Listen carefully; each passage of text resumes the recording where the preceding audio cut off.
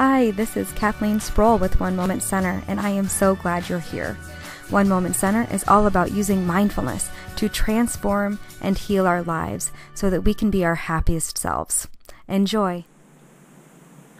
Hey friends, this is Kathleen. Welcome back to another Q&A video with One Moment Center. Today's question is, how do I start a self-compassion practice? And this is such a great question, and I am so glad that it came up because self-compassion has been one of the most difficult but one of the most rewarding lessons and practices that I have embarked upon. So I'm so glad to be able to share it with you. So when we start a self-compassion practice, something that we can actually start with is understanding how difficult of a practice this can be and normalizing that for ourselves.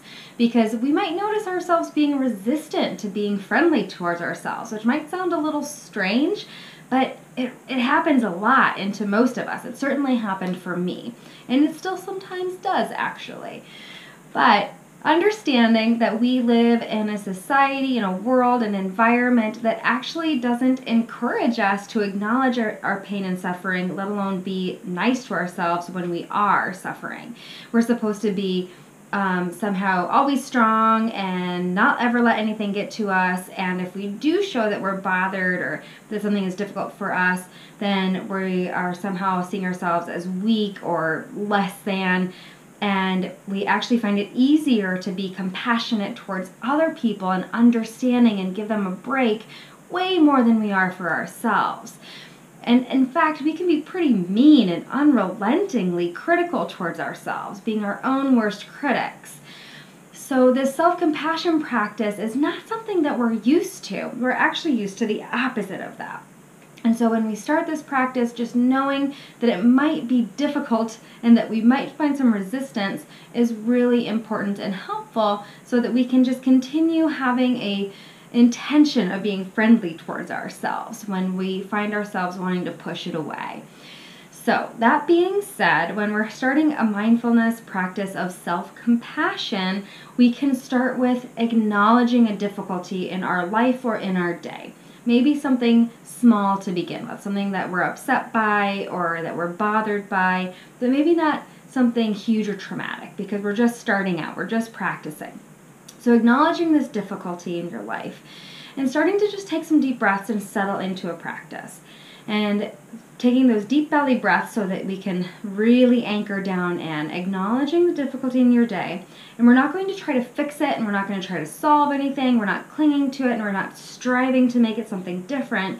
We're just acknowledging that it's here in our life.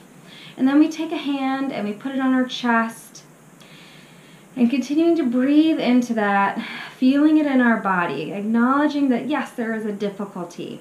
And then saying to ourselves, I care about this pain. I care about this suffering.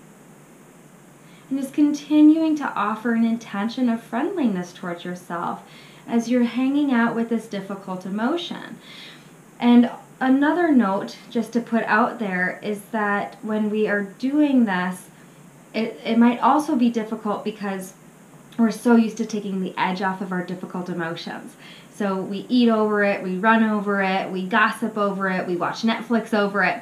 You know, whatever it is, we tend to push down and numb out, take the edge off of our difficult emotions. So even just hanging out with something difficult can be a practice in and of itself. And then continuing to offer ourselves loving wishes, friendly intentions. You know, may this pain pass. May I be well. May I be filled with loving kindness, you know, as you're experiencing this difficulty.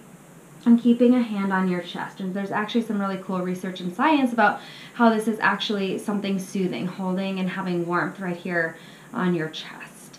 So that's a great way to get a practice started. There are many ways that we can embark upon this journey, but this is a good place to start. And it's something that you don't need anything else other than yourself and breathing and staying with it for as long as you can. If you have any questions, by all means, please let me know. Post them to the Facebook page or send them to me in an email and we can get conversation rolling. I would love to talk to you more about this topic. So I hope that you take this and that it works wonders for you, and it kind of starts to crack open something for you that it did for me, and I would never take it back. I would never do it differently. Hope you have a great day, and I will see you next time on the next Q&A video. Bye, guys.